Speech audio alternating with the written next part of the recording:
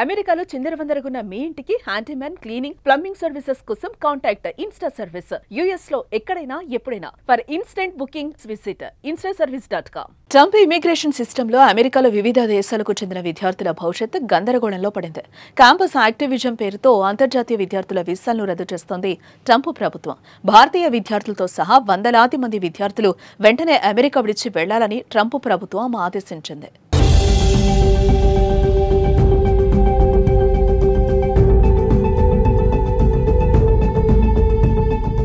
అమెరికాలో ఇమిగ్రేషన్ కష్టాలు పరాకాష్ఠకు చేరా.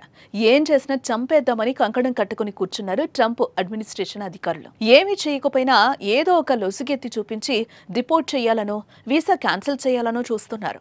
అమెరికాలో ట్రాఫిక్ ఉల్లంఘనలు వంటి చిన్న చిన్న కారణాలతో విద్యార్థులను అమెరికా విడిచి వెళ్లాలని చెప్తున్నారు. ఈ క్రమంలో ఓ భారత విద్యార్థి డొనాల్డ్ ట్రంప్ పరిపాలనపై కోర్టుకెక్కారు. అమెరికాలో తమ చట్టపరమైన హోదాను తిరిగి ఇవ్వాలని కోరినట్లుగా తెలుస్తోంది.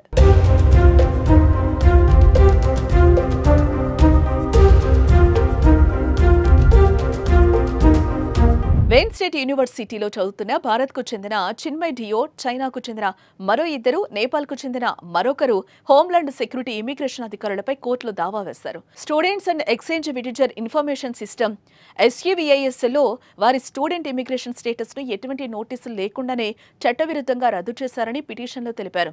SUVIS డేటాబేస్ అమెరికాలోని వలసేతర విద్యార్థుల గురించి సమాచారాన్ని అందిస్తోంది. ఈ నిర్ణయం వల్ల ఆ విద్యార్థులకు ఇకపై చట్టపరమైన హోదా ఉండదు. ఆ విద్యార్థులు దేశం విడిచి వెళ్లాల్సి ఉంటుంది.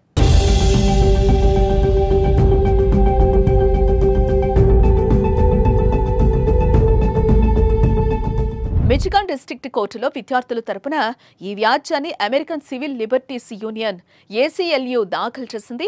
తమపై ఎటువంటి నేరం లేదని, ఎటువంటి ఇమిగ్రేషన్ చట్టాన్ని ఉల్లంఘించలేదని విద్యార్థులు తెలిపారు. చట్టపరమైన హోదాను తిరిగి ఇప్పించాలని కోర్టును కోరారు. 21 ఏళ్ల భారతీయ అండర్ గ్రాడ్యుయేట్ విద్యార్థి క్రిష్లాల్ కేసులో కోర్టు తీర్పు తర్వాత ఇది రెండో కేసు. క్రిష్లాల్ను బహిష్కరించకుండా అమెరికా కోర్టు తాత్కాలికంగా ట్రంప్కు వ్యతిరేకంగా తీర్పునిచ్చింది.